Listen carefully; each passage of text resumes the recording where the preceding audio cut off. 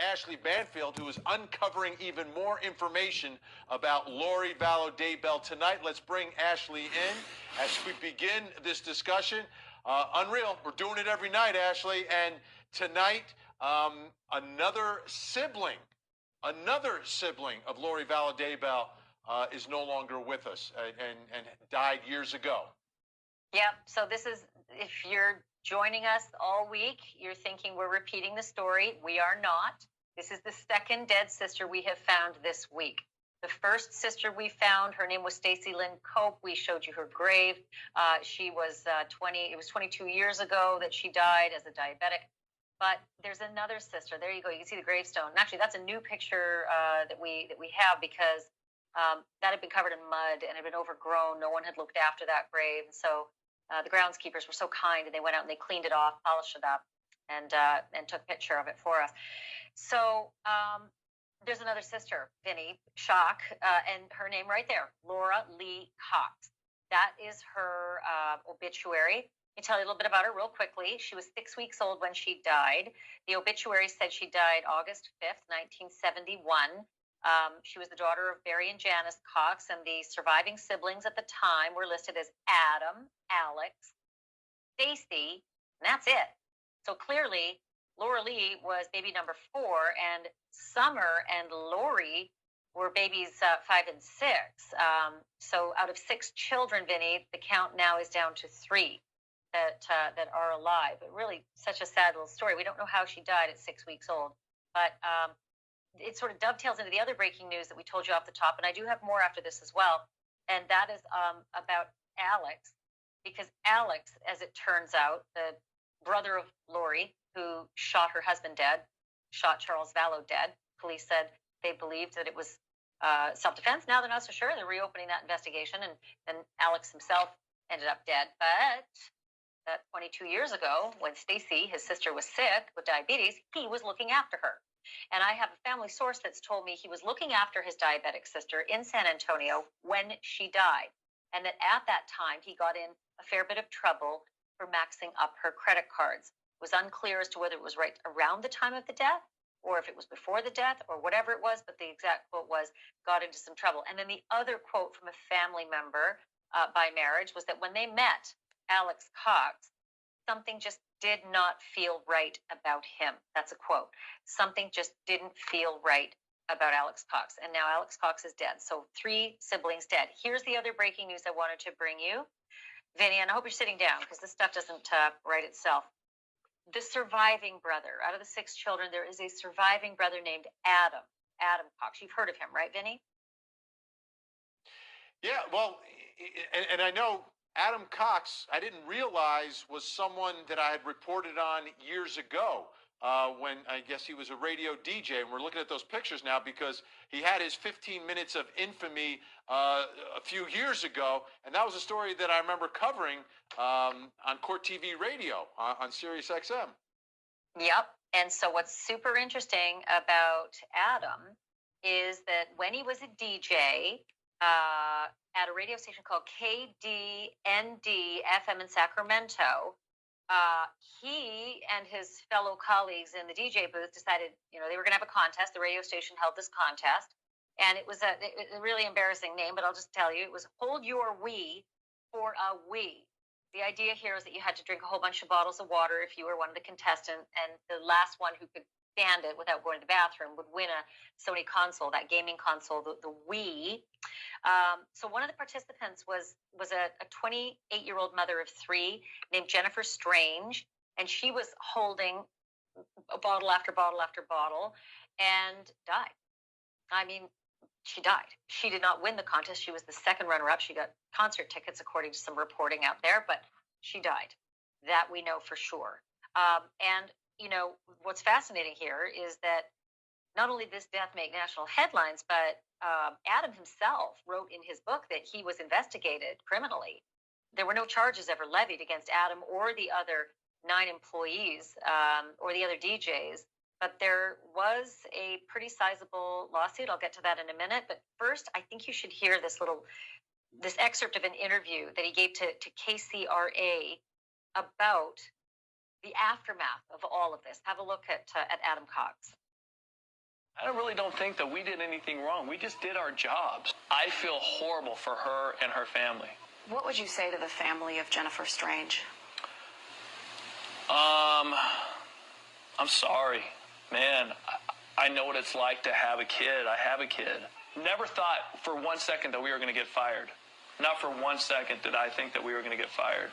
And why not? Because it wasn't our fault. We didn't do anything wrong. We just did what we were told to do.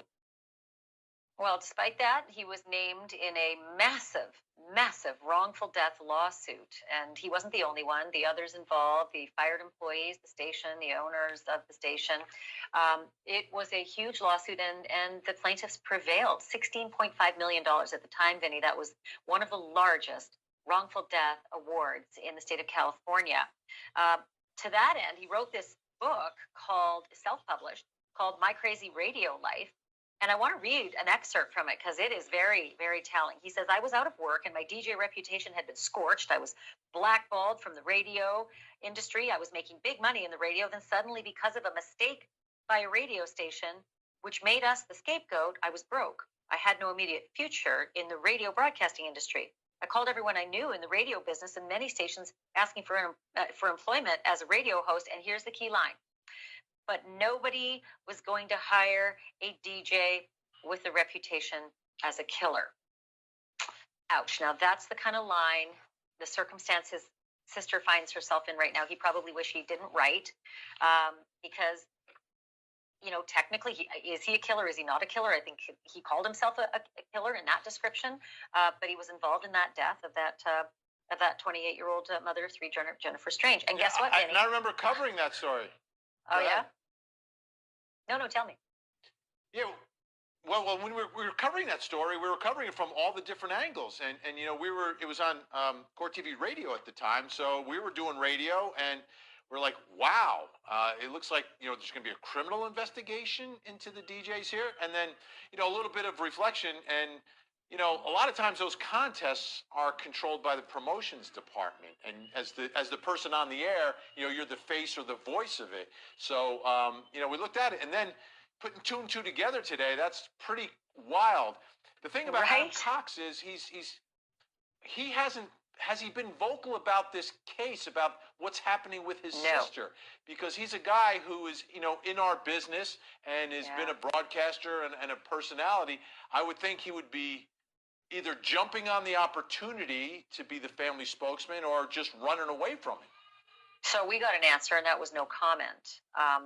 You know, I understand. Listen, if you're a family member of somebody involved in something like this is a really tough row to hoe. And so no comment from Adam. But there you go. So a wrongful death in his past. And then guess what? There is yet another dead person directly connected to Lori Vallow Daybell, and it is one of her attorneys, her bankruptcy attorney, whom she retained, a man by the name of Gray Jolink.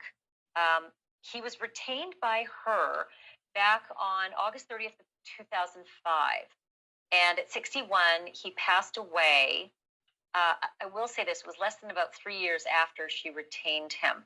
I spoke with Gray's family today. Delightful, delightful people, really.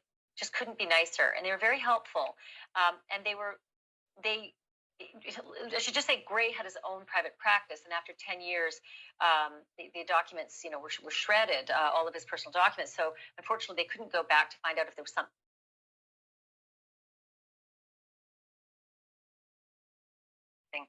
you know, untowards or interesting about Lori's particular case with them. But they did say they did not suspect any foul play with Mr. Jolink.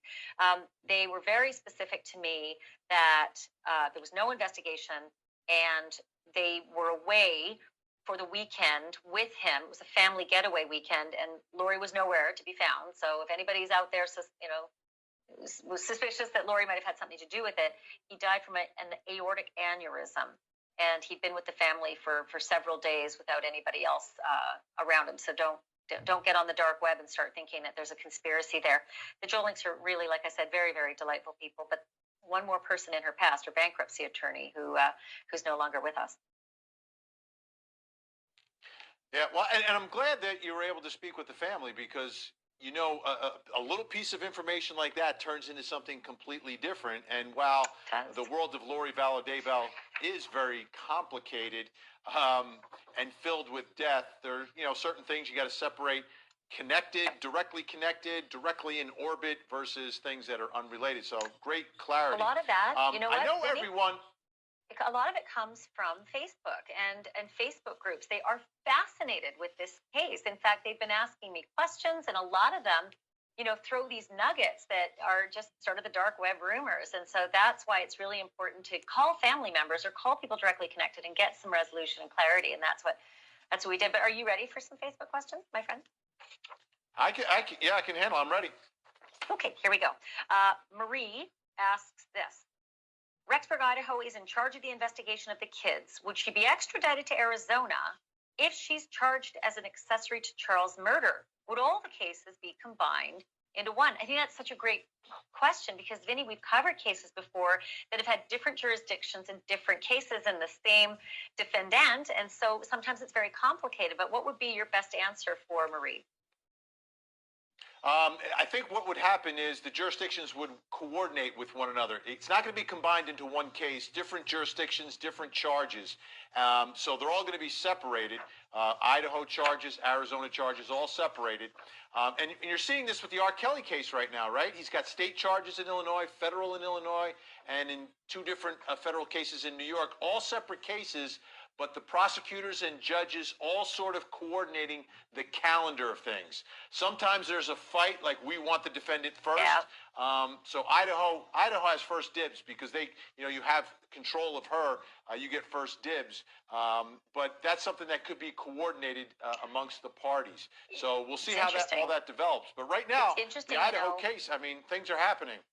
Yeah, it's interesting because in Weinstein, Harvey Weinstein's case, cases in California, cases in New York, and that was kept separate. In Jeffrey Epstein's, the feds and the state got together and did that sweetheart deal, which nobody liked. But that's 6 of one, half dozen of the other. But then to Marie's point also, if Chad's involved, oftentimes we see that cases are severed and these defendants don't actually sit together at defense table. Their cases are severed. So it remains, all of this is sort of way out over our skis. But Debbie Day asks, if Lori gets out on bail, which we now know isn't going to happen anytime soon, could she then be arrested for another charge, assisting a murder, and put back in jail? Is there any information on the autopsies? Did you look into the death of Lori's accountant? So I think all of those questions in one. I think maybe it meant Lori's bankruptcy attorney, but I think it is interesting about another charge, another bail, and other hearings. So how do you work that when she's already being held, no bail given today? If a murder charge comes down or something else, then what happens? Are there additional bail hearings that really don't matter anyway? Well, here's what happens. Each judge can set bail in their own case for their own trial. So let's say she gets involved in an indictment for murder, and that might be a case where there's no bail. So even if she posted the $1 million to get out of Idaho, but another jurisdiction or another judge has said you're in on murder on a no bail case, then